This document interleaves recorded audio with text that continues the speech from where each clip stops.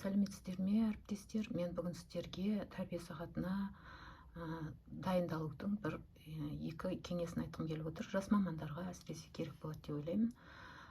Google-дың тінту бөліміне іздеуге жоспар жазамыз.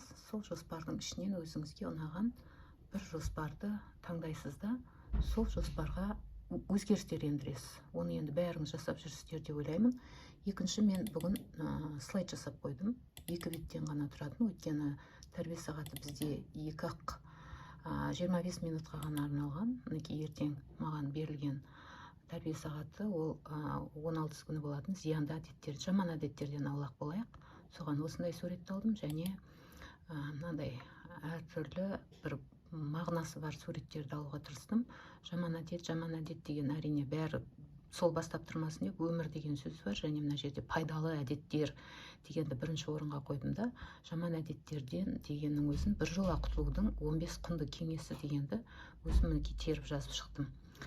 Бұл бірінші кеңес. Екінші кеңес, оқушыларға үлестірме материалдар дайындауда мынандай есіме түсіп кетті. Біз мысалы Google-дан іздеген кезде әртүрлі суреттер шығады. Мысалы арақтың фотосы, мынандай әртүрлі суреттер. Мен бұларды алған жоқпын. Себебі біздің оқушыларға тарататын материалымыздың өзі оқушыға бір жаман нәрсені, керісінше жаман, зиянды жағын айтатындай болып тұрған ескергеніміз жақсы. Осы ең маңызды айтқым келгені, мінекей мынау арақтың құйылып жатқаны, арақты ұсынып тұрған суреттердің орнына мен мінекей арақтың 101 зияны, немесе арақ бүкіл бәленің көзі дегенді алдым. Арақ және мінекей темекінің де, мынау темекіні тұтатып тұрған суреттер бар, соның орнына осындай темекіні керісінше жол жоқ деген белгіні алу арқылы сіз оқушыларға таратпа материалдың өзінің балаларға бір сонан қашық болуға, арақ бүкіл бәленің көзі деген сөз бар,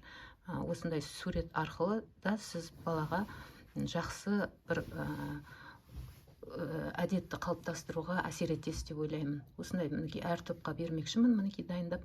Мынау дайын сценарийде 3-ақ жаман әдет жазыпты: арақ, темекі, есірткі. Мен 4-ші етіп тәуелділік, ойынға тәуелділік, телефонда көп уақыт өткізуді қоспақшымын. Мінекей жоспарға осылай өзіңіздің шығармашылығыңызды, креативті ойларыңызды қосу арқылы мен осыны шығарып таратып беремін. Топ мүшелерін жасады, оқушылар осыған зияндарын жасады, және соны қорғайды. Бұл жерде оқушы бір-бірімен ынтымақтасып жұмыс жасайды, өздерінің креативті ойларын айтады. Мына жерде 101 зияны деген тұр ғой, сол 101 емес, ең болмаса сендер бір топта 6-ауың отырсыңдар, 6-ауын. Ал менің сыныбымда 24 оқушы болғандықтан жаңағы 3 зиянды әдет маған аз болды да, 4-шісін қостым. Сіздерге осы пайдалы кеңесім. Келесі кездескенше.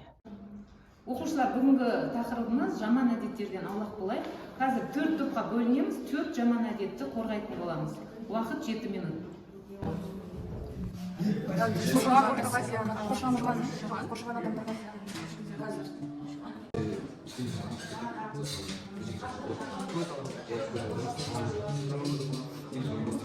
Темекінің зияны ол өмір қысқа болады, денсаулықты нашарлайды, рактағы ешесі болады. Рак болады.